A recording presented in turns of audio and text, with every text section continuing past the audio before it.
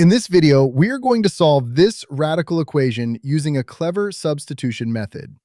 To eliminate all the roots at once, let's set x equal to y to the power of 6, where y is a positive number.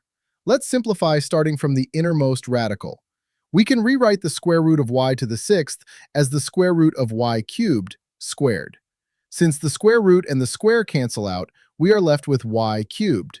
Now, under the cube root, we have y to the 6th times y cubed, which gives us y to the 9th. Similarly to what we did before, the cube root of y to the 9th can be written as the cube root of y cubed cubed. The cube root and the power of 3 cancel out, and we are left with y cubed again. Now we are left with only one square root, and the equation becomes the square root of y to the 6th times y cubed equals 8. Thus, the square root of y to the 9th equals 8.